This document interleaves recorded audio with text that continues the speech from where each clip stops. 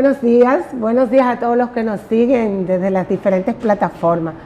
Un placer para nosotros estar otra vez, un viernes más con ustedes, dándoles las gracias a Dios que nos permiten que ustedes nos den el favor de su compañía cada viernes aquí en Sociedad y Seguridad Social. Un saludito para los chicos, hola, que nos permiten que ustedes puedan estar con nosotros cada viernes desde las diferentes plataformas en las cuales se conectan. Y recuerden que nosotros, claro está, estamos transmitiendo desde el canal 19 y Dominican Network para todo Estados Unidos, pero que usted puede conectarse desde donde usted desee, desde el dispositivo que usted tenga, usted puede hacer conexión con nosotros. Les recordamos que nuestro Facebook, Isabel Acevedo, y el Facebook de Andrés Matos, hola, y el Facebook de Andrés Matos están disponibles desde este momento para que usted haga conexión con nosotros. También usted puede entrar, claro, por Cinevisión. Usted busca en Google Cinevisión, Canal 19 en vivo, y usted podrá encontrar la transmisión de Cinevisión. Pero también usted puede entrar por YouTube, en YouTube del canal 19, también usted nos puede encontrar. Es decir, usted tiene una enorme cantidad de plataformas para hacer conexión con nosotros cada viernes, porque para nosotros es un placer y una felicidad doble, como les digo siempre, por estar con ustedes y porque es viernes, porque los viernes uno siente así como ese relax. Yo se lo digo de verdad, de corazón. Eso es como un relax para mí los viernes estar aquí con ustedes, y sobre todo que también yo tengo la oportunidad de interactuar con alguien que se me hace tan difícil en la semana. Ustedes no se imaginan, no es a ustedes solamente que se le hace difícil interactuar. Yo me refiero, claro está, al director de este espacio, el señor Andrés Matos. Hola Andrés, ¿cómo estás? Buenos días Isabel, buenos días a todos los amigos televidentes que pues están con nosotros hoy, con la gracia de Dios siempre, para que nos ayude a conversar sobre temas de actualidad, de impacto, temas que le llegan a la familia, que le llegan a usted y que por ende le llegan a la sociedad. Muchas gracias Isabel por hacer el esfuerzo de constatarme, porque realmente es fácil hablar conmigo. Es fácil, Andrés. Si hacemos una encuesta telefónica, Andrés, tú vas a perder, La Andrés. gente se conecta conmigo. Sí, se conecta contigo. Bueno. ¿Qué hay, Isabel? ¿Qué tenemos Vamos para a hoy? creerte. ¿Qué tenemos para hoy? Bueno, además de que hoy es viernes social ya. No es viernes social. Los viernes nunca son sociales. Nunca son social. Sí, verdad. Ustedes saben que sí, es para Andrés que no es viernes social. Para el nunca. periodismo y sociedad, porque hoy es el día de Sociedad y Seguridad Social. Por Bueno. eso es social. Sí. Para nosotros sí, cada viernes le damos a estar aquí con ustedes. Y la satisfacción que ustedes me dan, ¿verdad? Que me reportan. El que esperan y el que están atentos a que nosotros cada viernes estemos aquí con ustedes. Fuera de eso, Andrés, yo digo que es viernes social, pero es porque viene un fin de semana en el que el sábado es día festivo, ¿verdad? Entonces la ¿Día gente... festivo? Sí, mañana es día festivo, tú no sabes cómo... Porque es el día de nuestro ¿Qué es el Señor día de la mañana? Altagracia. Exacto. Entonces, por eso que me refiero a los viernes sociales, pero la gente siempre va como comenzando a pero prepararse Mañana hay muchas por el hecho fiestas de que mañana patronales. no se elabora. Mañana estará Higüey en su Sí, mañana. fiesta, está San José de Ocoa. ¿Ocoa también tiene algún tipo de celebración por el día de mañana? No, pero la Virgen de la Altagracia entró por Ocoa, fue. Ah, Y después la llevaron a Higüey. de verdad. Y en Higüey, en Ocoa. Yo no sabía, sinceramente. Sí, entonces Ocoa mañana. Ocoa desde hoy entonces debe estar repleto. Tú vas a Ocoa y no encuentras hoy una habitación donde Ok, imagino que pasará lo mismo en el este, en esta semana también, en este fin de semana. Pero ahí hay muchos hoteles, Punta Cana, Bávaro. Sí, pero mucha gente va a salir este fin de semana Producto de que como no se elabora el sábado, pues me imagino que saldrá mucha gente. ¿De dónde viene aquello de que te voy a llevar a Higüey a pie? Como ¿De dónde? O de que Higüey es un lugar para peregrinar y hay gente que se va de cualquier punto del país a pie. Sí, se va a llevar promesas y ofrendas, cosas que prometen, ¿verdad? ¿Tú sabes que otro pueblo está también de fiesta patronal mañana entonces? Pedernales. ¿Y por qué Pedernales también? Porque allá la matrona es la Virgen de la Altagracia. Pero yo lo que creo es que yo creo que el pueblo dominicano esta mañana, ¿verdad? Pero esos son puntos específicos en los que la gente asiste. Pero esos días, esos pueblos, desde antes están celebrando porque son la matrona de esos pueblos en específico. Por ejemplo, en La Vega es la Virgen de las Mercedes. Okay. Así. En Sabana Grande de la Madre ellos han asumido a Santa Lupina. Yo sí sé lo de Higüey, claro, porque he tenido tradición, e inclusive hace poco estuve por ahí en la Basílica, asistiendo con la familia, estuvimos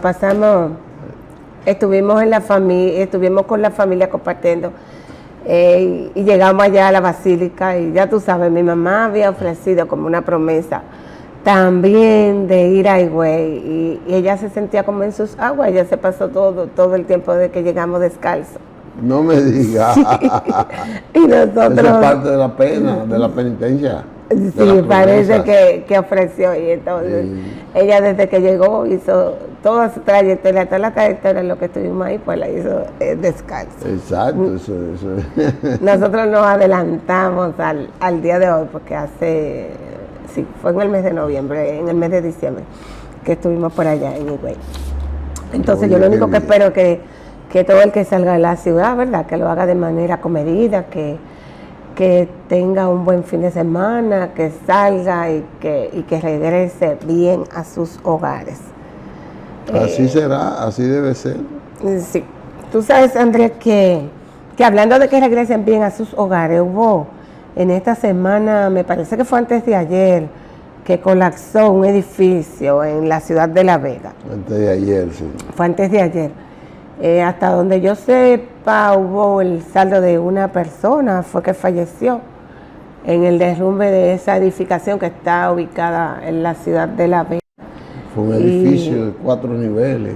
Sí, y lamentablemente hay personas heridas, había unas personas que estaban tratando como de encontrarlas, que no aparecían. Ayer vi un rescate que hicieron de una señora, una joven que estaba atrapada entre los escombros y gracias a Dios la rescataron con vida.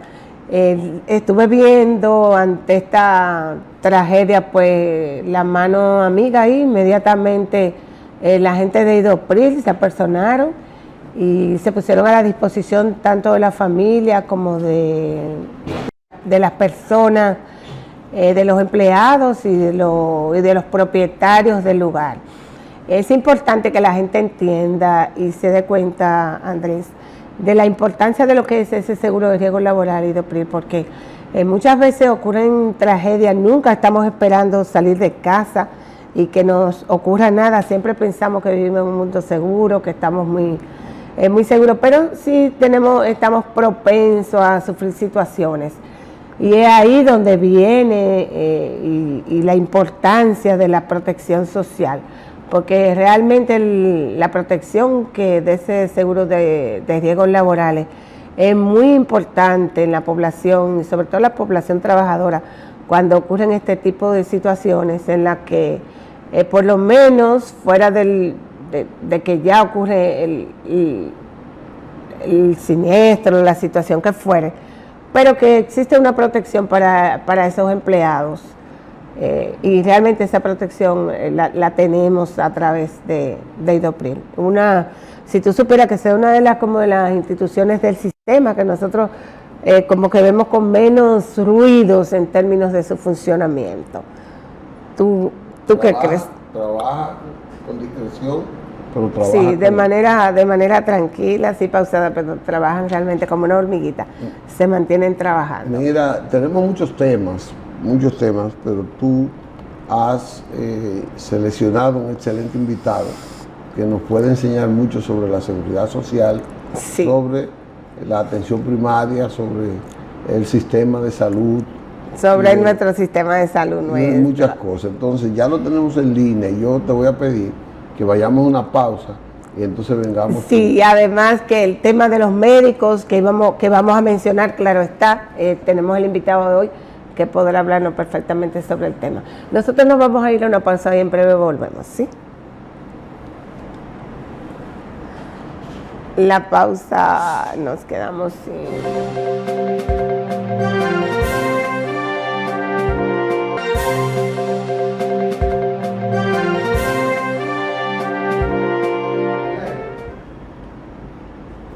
Estamos en el aire ya. No sé.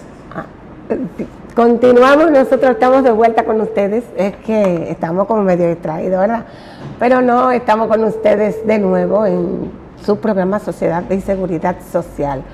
Este es el momento que nosotros venimos con nuestro invitado del día de hoy, el cual de verdad me trae mucha satisfacción. Y una satisfacción doble, ¿verdad? Porque vamos a traer informaciones importantes y buenas informaciones dentro de lo que es nuestro sistema de seguridad social y sobre todo de nuestro sistema de salud, que es una de las patas más importantes que conforman esa mesa, que es la seguridad social en nuestro país.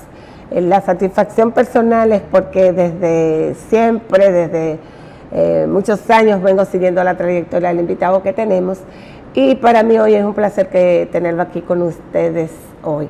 Nuestro invitado es médico pediatra, tiene una función además de médico, es político, Andrés, nuestro invitado, ¿verdad? Pero nosotros vamos a aprovechar la parte grandiosa de médico pediatra que es. Fue director del Servicio Nacional de Salud desde sus inicios o cerca de sus inicios. Pues nosotros estamos refiriéndonos al doctor Rodríguez Monegro. No, pero es Nelson Rodríguez Monegro, el nombre completo del invitado que tenemos hoy. Saludos, doctor, un abrazo para usted. Hola, buenos días. Igual para ustedes, con el mismo afecto. Doctor, de verdad que para mí es una satisfacción muy grande, ¿verdad?, tenerlo aquí con nosotros. Lamentablemente que está por ser lo importante que esté, me hubiese gustado tenerlo aquí cerquita con nosotros y no desde la ciudad que nos los robó, porque el doctor es de la ciudad, es capitaleño, nació y se crió en la capital. ¿Y ustedes qué creen? El doctor se fue para Moca, se nos fue allá y nos lo robaron. Sí, Andrés, el doctor es de aquí, de la ciudad. ¿Cómo es sí, eso, San Carleño. Sí, yo nací y me crié y salí al graduarme y entrar a la pasantía, salí de mi barrio San Carlos. Yo soy sancarleño. Y entonces ustedes saben que el médico, como los guardias, los policías, lo traslada mucho. Entonces el médico sale a hacer su pasantía y muchas veces establece vínculos y eso pues decide su destino. Y así ocurrió conmigo. Anda. Sí, la ciudad capital, los capitaleños pedimos al doctor y se nos fue para allá, para estar radicado hace muchos años ya en la ciudad de Moca. Tú sabes que nos ganamos un gran funcionario. Y nos ganamos en Moca una gran representación legislativa. El doctor fue un gran representante. ¿Fue diputado por la ciudad de Moca? ¿Fue también? Por la provincia de España. Por la provincia de España. No, pues el doctor se olvidó que él era capitaleño, de verdad. No, yo juré por esta chica de Moca. Sí. Doctor, nosotros en su rol de pasado director del Servicio Nacional de Salud. Nos complace tenerlo porque usted tiene una experiencia que yo creo que otros no tienen, que fue prácticamente iniciar el Servicio Nacional de Salud, porque usted comienza a dirigir el servicio un año después de su creación. Tenemos que el Servicio Nacional de Salud comienza como tal en julio del 2015, y usted inicia sus funciones en julio, me parece, del 2016. Entonces apenas había nacido lo que es el Servicio Nacional de Salud, pero hoy en día la gente tiene como esa duda, esa confusión, sobre todo muchas personas, inclusive dentro de lo que es el mismo Ministerio de Salud, todavía creen que el Ministerio de Salud es el todo. ¿En qué consiste lo que es el Servicio Nacional de Salud y cómo diferenciarlo de lo que es las funciones del Ministerio actualmente? Bueno, la verdad es que el Servicio Nacional de Salud nace como una necesidad, en el sentido de que anteriormente el Ministerio de Salud prácticamente lo hacía todo, era el ente rector, regulador, controlador, fiscalizador, pero además proveía servicios de salud a través de la red de salud pública. Entonces, dado la cantidad de problemas y el día a día que conlleva la gestión y administración de la red hospitalaria, desde una unidad de atención primaria hasta el hospital más complejo, pues eso impedía que el Ministerio de Salud Pública pudiera ejercer lo que son las llamadas funciones esenciales del Ministerio de Salud Pública.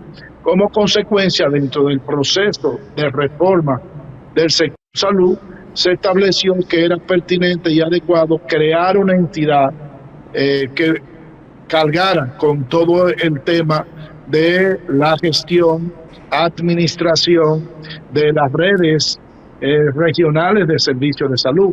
Y así es como nace el Servicio Nacional de Salud a través de una ley. Primero fue un decreto, posteriormente la ley 123-15 pues deja establecido lo que es el Servicio Nacional de Salud. ¿Qué tenía?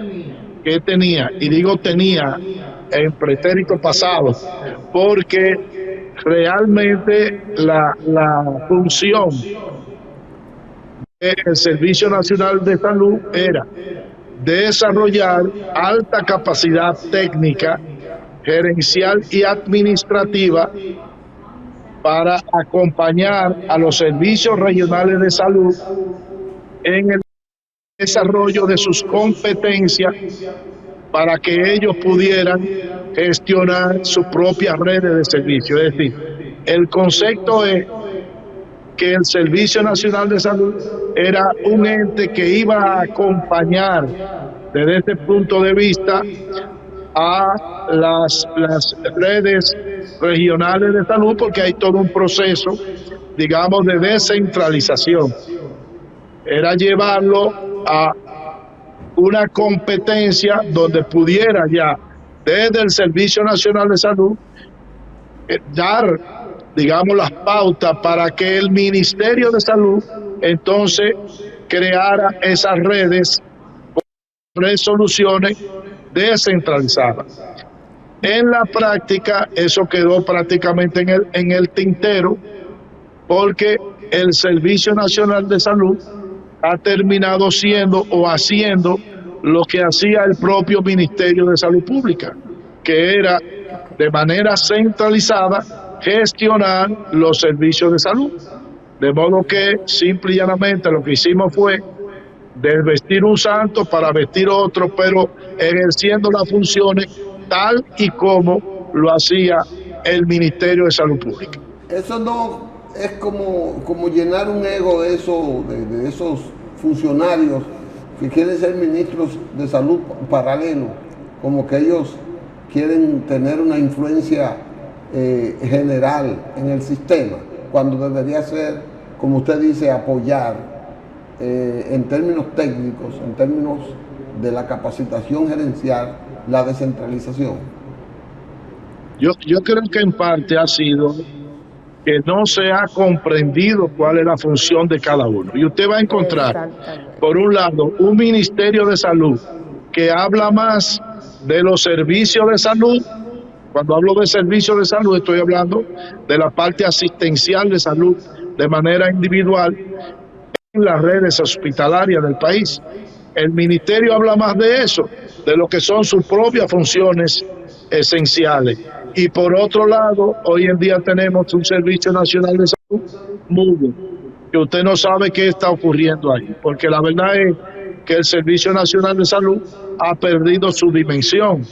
Usted no lo siente. Al crearse un gabinete coordinador de la política sanitaria, eso, a mi modesto entender, sustituyó pues al Ministerio de Salud y al Servicio Nacional de Salud, y desde ahí era que se emanaban o emitían las disposiciones para la parte operativa del sistema. Yo creo que ha habido un problema de no entender cuáles son las funciones y no hemos quedado, digamos, suspendido. Está prácticamente paralizada. Ni el Servicio Nacional de Salud termina de desarrollar verdaderamente sus funciones y el Ministerio de Salud tampoco acaba de adquirir la competencia para realmente ser el ente rector del sistema de salud en la República Dominicana, no solamente público, sino público y privado. Hay un solapaje de funciones. Eso está definido en la ley de salud, en la 42. Claro. 01, sí. El 00, y está en la ley de seguridad social, la 8701. Claro, aquí está todo escrito en la República Dominicana. Aquí están hechos los diagnósticos, están hechas las soluciones y está documentado y escrito. Ahora, detener eso y a ejecutarlo es otra cosa. Ahí es donde radica la debilidad, de que nosotros somos incapaces de ejecutar lo que hemos diseñado, y además la falta de continuidad en el tiempo a las directrices que se trazan. Dicho, entonces, ¿usted cree que era innecesario ese gabinete de salud? No, claro que innecesario, porque el rector es el ministro de Salud. Es decir, las diferentes entidades de salud, es más, existe lo que es el Consejo Nacional de Salud, que es como el Consejo Nacional de Educación, donde hay una multiplicidad de instituciones que forman parte de ella, y que el ministro de Salud es quien la preside. El gabinete echó por un lado a eso que está digamos, estructurado por ley, pero a diferencia de educación, donde el Consejo Nacional de Educación tiene una autoridad y tiene una vigencia, y de una u otra forma sirve de contrapeso y de apoyo a la vez al Ministerio de Educación, en salud eso nunca ha podido implementarse. No conozco ningún ministro de salud que le haya dado importancia al Consejo Nacional de Salud. Como consecuencia, usted no oye nunca mencionar esa entidad que está, digamos, formada por ley. Entonces ese es el gabinete. Ese es el gabinete coordinador de salud. De suprapoderes por encima del Consejo, de organismos y personas que no tienen nada que ver con el sistema. Así mismo es, así mismo. Entonces, al final lo que nosotros le conferimos es más debilidad desde el punto de vista institucional a la estructura del Estado en la República Dominicana. Doctor, y entonces el tema del presupuesto de salud, ¿cómo se distribuye entre lo que es el Ministerio y el Servicio Nacional de Salud? Está totalmente separado. Es decir, el Servicio Nacional tiene su propio presupuesto y el Ministerio de Salud tiene su propio presupuesto. Ahora, el Servicio Nacional de Salud es una institución adscrita a el Ministerio de Salud Pública, pero que tiene autonomía de gestión administrativa, financiera, personalidad jurídica, es decir, porque ustedes saben que existe una ley donde cualquier institución que tenga funciones dentro de una área específica tiene que estar escrita a la institución madre, que en este caso es el Ministerio de Salud Pública. Entonces, como donde mayor inversión y gasto se necesita es en el Servicio Nacional de Salud, pues el presupuesto del Servicio Nacional de Salud es alrededor de 3 o 4 veces mayor que el del Ministerio de Salud Pública. Bueno, doctor, eso nos afecta, y perdóneme, porque yo tenía un sueño con la aplicación de la ley 4200 y 8701, me vendieron que yo iba a tener cerca de mi comunidad, de todas las comunidades, me vendieron que yo iba a tener un centro médico, una unidad de atención primaria con calidad, con alto nivel, para yo no tener que ir a las 4 de la mañana a un hospital central, un hospital importante, de eso de tercera categoría, como ustedes le llaman. Tercer nivel. Eso se me ha frustrado. Bueno, la verdad es que, ¿cuál ha sido el problema? El problema es de tipo político, no técnico. Es decir, ningún gobierno que yo conozca, en primer lugar, la salud ha sido prioritaria. Y mire que yo trabajé en varios gobiernos. Pero como tal, la salud, que yo puedo decir, mire, es una prioridad de este gobierno, nada más estaba en el discurso. En la práctica no. En segundo lugar, pues ahí volvemos a lo mismo. En el 2014 se estableció lo que es el modelo de atención en la República Dominicana, que está basada en la estrategia de atención primaria, que tiene atención primaria y las redes integradas de servicios de salud. Con lo cual, se iba a desarrollar un primer nivel de atención, que es lo que usted le llama la unidad de atención primaria, UNAP, o centro de primer nivel de atención, pero eso quedó en el tintero. ¿Por qué?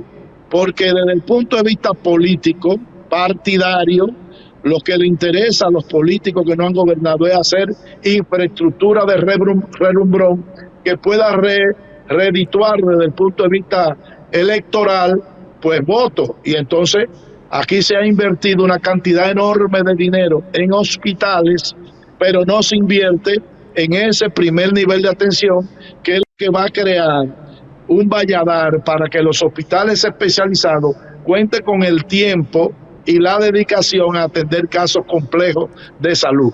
Entonces nosotros no tenemos hoy en día ese primer nivel de atención, lo tenemos muy parcialmente y sumamente deficiente por múltiples razones, y entonces las grandes inversiones se siguen yendo hacia pues la construcción y equipamiento de hospitales, que es lo de nunca acabar. Es decir, nosotros no vamos a atender las consecuencias y no las causas. Por ejemplo, para ilustrar más, nosotros necesitamos en el país más hospitales traumatológicos, o lo que tenemos que hacer es disminuir la incidencia de accidentes de tránsito. Es disminuir la incidencia de accidentes de tránsito.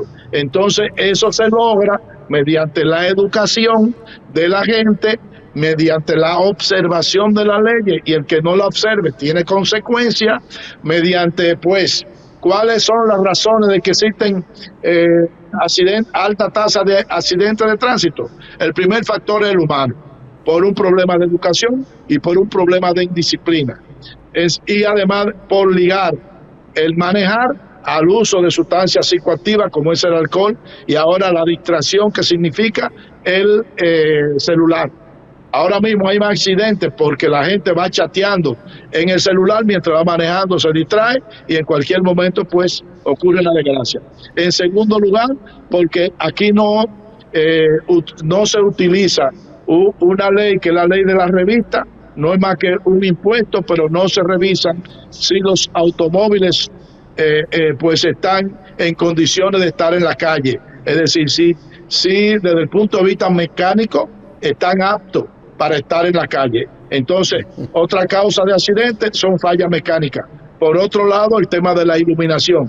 Por otro lado, el tema de la carretera en mal estado. En fin, ¿qué es lo que hay que hacer para disminuir los accidentes? Es precisamente acometer esas debilidades y convertirlas en fortaleza. No es hacer mayor cantidades de hospitales traumatológicos, no, es bajarlo. Si usted no va a la causa y luego lo que va a la consecuencia, entonces necesitaríamos un hospital traumatológico en cada cuadra, en cada ciudad. Entonces ese es el tema, que aquí las unidades que son modestas, donde una gente pueda ir y que haya una capacidad de resolución de los problemas cotidianos de salud, que la mayoría se resuelven en ese primer nivel, pero para llegar a eso, porque a veces se habla, uno no puede ver el primer nivel de atención como un nivel de contención de costos, sino como un mecanismo de mejorar la calidad de la atención. Pero para eso son muchas cosas las que hay que hacer y hay que hacer grandes inversiones. Voluntad política, pero se parte de un diagnóstico de situación de salud de la comunidad.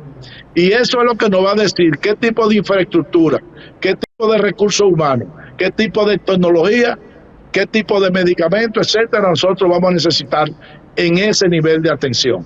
Eso de que un médico y una enfermera y un promotor de la salud, no, eso está superado hace tiempo. Los países que tienen alta resolución en el primer nivel de atención, por ejemplo España, donde se resuelve alrededor del 90% de los problemas de salud, es en ese primer nivel de atención. Pero ahí existe lo que se necesita. Ya no es psicomédico, hay especialistas. Por ejemplo, Azua, que es la provincia que tiene mayor incidencia o tasa de embarazo en adolescentes, alrededor del 37% de los embarazos de adolescentes, son de adolescentes en Azua, y el embarazo en adolescentes es un embarazo de alto riesgo. Entonces, en el primer nivel, ahí, en esa provincia, se necesita tener ginecobstetra, se necesita tener pediatras, pero nosotros tenemos que el 33% de la población es hipertensa, pues nosotros necesitamos el primer nivel de atención, tener médicos internistas y tener médicos cardiólogos, por lo menos que vayan 2 o 3 veces a la semana, además de médicos familiares, no un médico pasante que está comenzando a desarrollar experiencia y por lo cual muchas veces la población pues no tiene la fe y la credibilidad en ese nivel, porque uno de los problemas que tenemos que hacer en el país también es que ahí vayan profesionales con competencia. Doctor, yo le estoy dando seguimiento así muy detenidamente a lo que usted está conversando y quisiera como llegar a entender, porque el tema de atención primaria son estructuras físicas, hospitalarias que se necesitan, la parte de lo que es la promoción y la prevención en salud. ¿Desde dónde se desarrolla eso? ¿Desde el Servicio Nacional de Salud o desde el Ministerio de Salud? Es desde el Ministerio de Salud Pública, rector. Entonces, la atención primaria es una estrategia de organización y funcionabilidad del sistema, que tiene, como muy bien usted señala, 2 componentes importantes. Un componente que tiene que ver con la promoción de la salud, esto es, educar a la gente en los conceptos básicos de salud para que puedan adoptar estilo de vida saludable y ellos se conviertan en autogestores de su propio estado de salud, que eso es lo fundamental. Si usted no se cuida, entonces no lo va a cuidar nadie, pero para usted cuidarse usted tiene que saber qué debe hacer. Entonces eso es un elemento importante. En segundo lugar está el tema de la prevención de enfermedades y el manejo de riesgo. Entonces, pues esa parte la hace el Ministerio de Salud Pública. ¿Qué resulta? Que la mayoría de los problemas de salud desde el punto de vista colectivo no se resuelven dentro del sector salud. Entonces, un elemento fundamental que tiene la estrategia de atención primaria es lo que se llama el abordaje interinstitucional de los problemas de salud. Si usted no tiene saneamiento básico, si usted no tiene agua potable disponible, si usted no tiene salud ambiental, si usted no tiene educación, si usted no tiene empleo, si usted no tiene salarios adecuados que permitan obtener y satisfacer necesidades básicas, pues usted no va a tener una comunidad saludable. Entonces, en esa estrategia se permite esa interacción con otras instituciones que son las llamadas a, digamos, aportar solución a problemas que inciden directamente en la salud. Desde luego, todo lo que tiene que ver con promoción, con educación, con prevención, es sumamente importante, pero la gente se enferma y como consecuencia se necesita tener entonces la estructura articulada de servicio que comienza en el primer nivel de atención. Pero el primer nivel de atención es el nivel esencial de la salud de la gente, que está articulado con niveles complementarios, como son los de segundo nivel o tercer nivel, o el nivel, digamos, especializado. Entonces tienen que articularse. ¿Qué es uno de los problemas que tenemos en República Dominicana? Que todos los dispositivos asistenciales están desarticulados. No existe una unidad de atención primaria que esté articulada a un hospital de segundo nivel. Como consecuencia, los que operan ese primer nivel de atención no saben hacia dónde diferir un paciente que necesite un nivel de resolución más amplio que el primer nivel de atención. ¿Por qué no existe eso? Porque no existe una conectividad, no existe todavía lo que tanto se ha invertido dinero y no hemos podido lograr un expediente clínico electrónico. Es decir, la única manera de usted conectar las redes, de enlazarlas, es que cada paciente de manera individual tenga su expediente clínico, de modo que cuando de un primer nivel de atención, por las razones que fuere, se refiere a un establecimiento de segundo o tercer nivel, ese médico que lo va a atender pueda dar su historial clínico y ver todo lo que ha acontecido desde el punto de vista de la salud, sus antecedentes familiares, tóxicos, todo eso en ese expediente clínico. Es decir, eso no lo hemos logrado. Entonces aquí no existen redes de servicios de salud. Aquí existen centros de servicios que operan de manera aislada. Entonces hay que articularlo. Entonces son de las cosas que mejoran la eficiencia, mejoran la eficacia del sistema, pero desde el punto de vista material da su fruto en el mediano y largo plazo, cosa que no quieren los políticos. Los políticos quieren resultados en el corto plazo. Nosotros tenemos que irnos a una pausa, pero... yo quiero hacer una pregunta. Antes, déjeme dejar que Mato haga esa pregunta para ya hacerle otra. Doctor, yo prefiero que agotemos este turno porque a mí me gustaría dentro de ese teje-maneje, esa desconexión, yo digo esa falta de la sistemicidad que existe en el sistema como tal. Me gustaría ver su opinión sobre entonces este conflicto que hay entre las ARS que no tendrían ninguna conexión con los médicos a través de los centros hospitalarios de ningún nivel y ¿cuál es su opinión de esa crisis, doctor? Bueno, hay una situación grave que tiene el sistema de salud en la República Dominicana y que es un sistema que tiene dos hándicaps. Primero, está totalmente mercantilizado, es decir, hoy en día eso es un antro de negocio, entre comillas, y por otro lado está totalmente deshumanizado. Entonces, ¿qué resulta?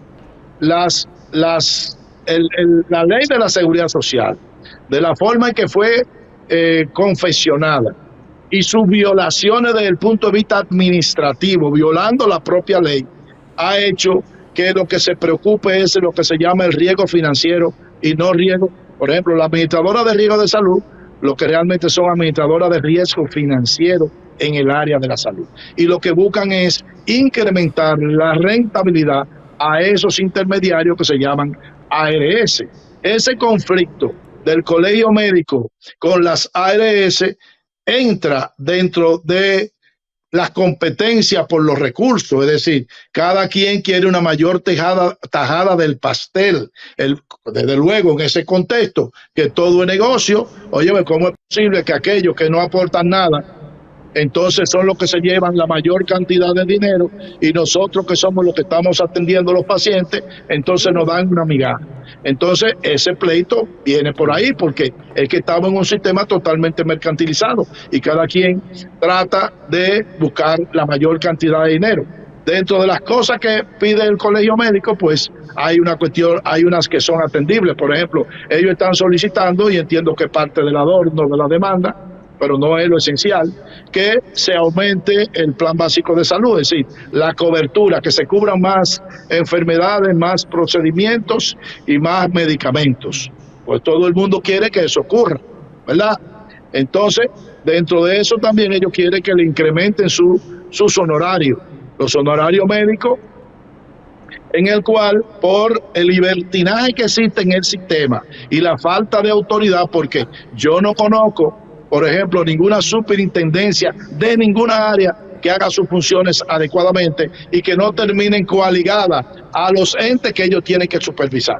En este caso, la CISARRIL no hace su función. Como consecuencia, aunque contractualmente existe lo que se llama cuota moderadora, que es el copago que tiene que tener los pacientes para que no demanden de manera medalaganaria servicio, sino que le cueste algo de manera directa, pues hoy en día existen médicos que cobran lo que le viene en gana. Usted puede tener copagos que van desde 1,000 pesos hasta 6, 7 y 8,000 pesos de copago. Entonces, eso es digamos, insostenible desde el punto de vista del bolsillo de los pacientes. Y en ese sentido, la Seguridad Social no ha cumplido su cometido, que era el reducir el gasto de bolsillo de parte de los afiliados. Entonces, en ese sentido, ahí lo que yo veo es una lucha. Primero, también es, óyeme, cuando uno piensa que un médico especialista lo llaman a una emergencia, digamos, de madrugada a las 3 de la mañana, y lo que le paga la ARS, estamos hablando, creo que son alrededor de 700 pesos, que con el descuento queda en menos de 600 pesos, evidentemente que eso, grave. Pues llora ante la presencia del Señor. Eso no puede ser. Igualmente una consulta. No es posible que al médico al final lo que le llegue de esa consulta, y meses después, cuando la propia ley dice que hay que pagarle su servicio en los primeros 10 días del mes, y que tardan meses en pagarle, para pagarle, dicen que son 500 pesos, pero al final son 360 pesos por una consulta. Es decir, que es un fiado que le hacen al médico. Al final, ¿qué es lo que está ocurriendo con el copago? Y lo bajo que barato, fiado y diferido, ¿verdad? Entonces, al final, alguien dijo, no recuerdo quién fue, que el estar asegurado desde el punto de vista del Seguro Familiar de Salud, el tener la tarjetica, no es más que un mecanismo de encontrar un descuento por parte de los médicos. Es decir, los 360 pesos, lo que son es un descuento que le hacen por estar afiliado a una ARS, porque el costo de la consulta son 3,000, 4,000, 5,000, 6,000 pesos. Es una desgracia. Entonces, ¿quién es que...? Doctor, más allá de la consulta, están los procedimientos médicos y la cirugía. Ahí ni se diga. Mire, no, entonces, esa es una parte. Por eso yo siempre digo que lo primero que hay que hacer, incluso para este tipo de negociación, si nosotros tuviéramos una CISARRIL que realmente ejerza su función de manera independiente como el ente rector de los términos contractuales entre la ARS y los proveedores, ya sean médicos, clínicos, hospitales, entonces fuera otra cosa. Lo que pasa es que la CISARRIL termina yéndose. Es más, en las discusiones yo tengo entendido que la CISARRIL se convierte en un abogado de la ARS. Entonces así no se puede. Entonces, ¿qué debiera ocurrir? Primero, que la CISARRIL, el equipo técnico de la CISARRIL, con un técnico de parte del colegio médico y un técnico de parte de la ARS, pues hagan una revisión actuarial del costo de los servicios, pero que sea una cuestión realmente profesional y seria y transparente, para que al final pueda decirse, bueno, realmente el costo de estos servicios es esto. Aquí ustedes están pagando tanto y a ustedes le está quedando tanto. Entonces, ahí equilibrar eso, porque uno de los problemas, yo creo que la ARS, a veces el colegio propone la eliminación de la ARS. Yo digo, bueno, ¿por qué no pueden haber ARS sin fines de lucro? Porque la satanización de la misma es que tienen fines de lucro, y la forma de incrementar sus beneficios es denegando servicios, es constriñendo a las clínicas, constriñendo a los médicos, constriñendo a los hospitales públicos. El servicio también que necesita el paciente. Claro, desde luego, desde luego. Por eso te hablo de denegación de servicio, que aún estándolo en el catálogo, bueno, a mí mismo me ha pasado. Yo tengo un seguro muy bueno y que me cubre los medicamentos, y a veces yo voy y cuando llama a la farmacia, que no le cubre eso. Si yo hablo con la persona y le explico, sí, que fue un error. Entonces, ¿cuánta gente tiene la visión de poder reclamar su derecho? La mayoría no reclaman y terminan pagando de su bolsillo. Entonces, es una situación. Entonces, si tú tienes un levantamiento, porque ¿qué ocurre? Cuando aquí no había experiencia en seguridad social y se tomaron estadísticas y parámetros, por ejemplo, de Colombia, pero ya nosotros tenemos data suficiente para nosotros creer con nuestra propia experiencia realmente llegar a donde debemos llegar. Yo soy partidario de que las ARS sean sin fines de lucro. Ok, yo te pago por la administración y gestión de esto. Ahora yo te pago. No es que el excedente te quede a ti y el excedente se reinvierta de nuevo en el sistema. Correcto.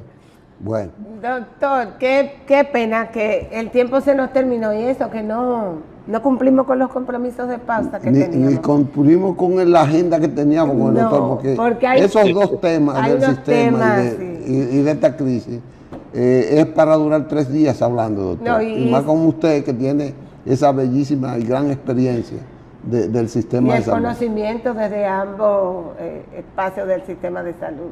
Ustedes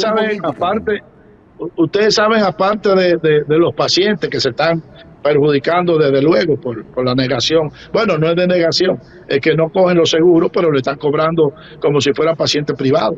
Es decir, que están perjudicados. Y muchos, si no tienen el dinero, se eximen de ir a buscar. Ahora, los grandes, la ARS se beneficia porque a menor demanda por la huelga, entonces ellos se quedan con más dinero. Correcto. Y por otro lado, los grandes perjudicados son las clínicas y los hospitales. ¿Por qué? Porque, doctor, concédanos la oportunidad de volver a hablar con usted. Claro, sobre todo porque hay un tema muy importante que se nos quedó, doctor, y es sobre esas largas colas que están haciendo los pacientes en los hospitales para poder atenderse. Yo quisiera que podamos hablar en otro momento sobre ese tema, que yo pienso que el sistema de salud nuestro está colapsado. No, digo, está desarticulado. Sí. Bueno, doctor, gracias. Sí, muchas gracias. Muchísimas gracias. Bueno, bye, gracias bye. por haber aceptado nuestra invitación.